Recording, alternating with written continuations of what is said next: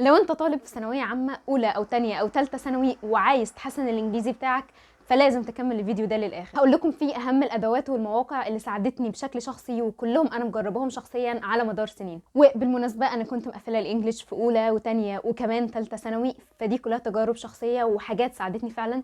اتمنى تستفادوا منها انتوا كمان ان شاء الله. السلام عليكم، ازيكم؟ عاملين ايه؟ يا رب تكونوا بخير. بعد فتره انقطاع شويه من اليوتيوب كان لابد منها بصراحه، وحشتوني قوي قوي قوي قوي قد عدد قنوات اليوتيوب اللي في العالم كله. النهارده فيديو جديد ومختلف، ويلا بينا نبدا الفيديو.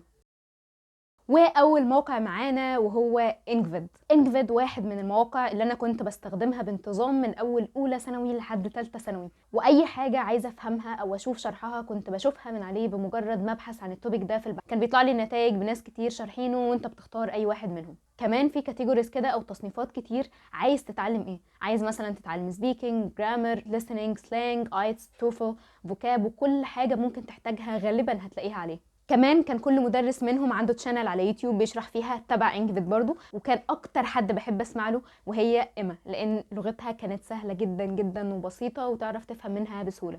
تاني موقع معانا وهو موقع englishgrammar.org، وده بقى كان موقع بيجيب لك آلاف الأسئلة حرفيا عن أي موضوع جرامر بتبحث عنه.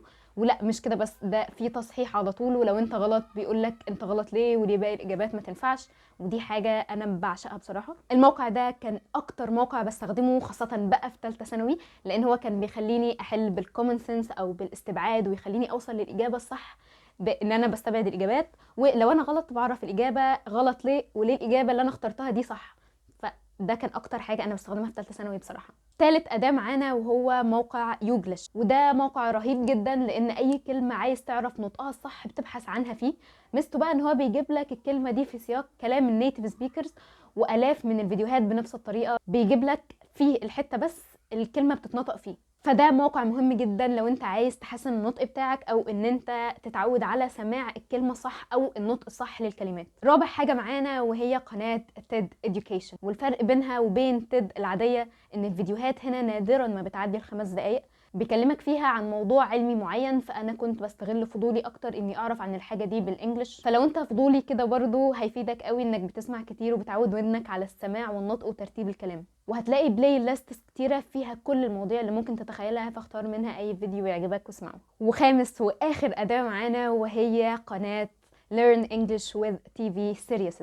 الشانل دي حلوة قوي انها بتجيب لك حتة من مسلسل او فيلم وبعدين يشرح لك كل حاجة في المحادثة اللي حصلت، سواء جرامر او سلانج يعني اللغة العامية او طريقة نطق الكلمات الصح. وبعد ما يخلص كل ده يخليك تسمع تاني وتقرأ المحادثة بصوت، فبيقوي جزء الكلام عندك. كل الادوات والمواقع دي ساعدتني بشكل كبير يكون عندي كومن سنس او احساس كده بطريقة ترتيب الكلمات والجمل الصح، وخلى دماغي تفكر اكتر بالانجلش. وبس كده، يا رب تكونوا استفدتوا من الفيديو، وان شاء الله بالممارسه تقدروا توصلوا للنتيجه اللي انتوا عايزينها او الليفل اللي انتوا عايزينه من الانجليش. وافتكروا دايما practice makes perfect، يعني مفيش اي حد بيتطور في اي مجال او في اي شغل او في اي حاجه في حياته غير لما يبراكتس، يعني يجرب كتير او ان هو دايما يتمرن على الحاجه دي اللي هو عايز يوصل لها. وبس كده يا اصدقائي، نصيحتي في الاخر ان انتوا لازم تخلوا انجليش او اي حاجه انتوا عايزين تعملوها او تحققوا فيها تطور لازم تخلوها روتين يومي، اللي هو ولو حتى 5 دقايق في اليوم ان انتوا بتمارسوا اللغه او بتمارسوها بالطريقه صح، مش بطريقه الكتب او بالطريقه الاكاديميك، الطريقه اللي هي الصح اللي المفروض تتعلم بيها اي لغه عامه في العالم. خلوا كل حاجه عايزين تتعلموها كروتين يومي، وخاصه الانجليزي. يعني انا في ثالثه ثانوي وفي مرحله الثانوي عامه كنت مخلياه روتين، نص ساعه في اليوم انجليش، ان انا بطور فيه نفسي من حيث اللغه مش كمنهج. وبس practice makes perfect. ان شاء الله تكونوا استفدتوا من الفيديو، والى اللقاء.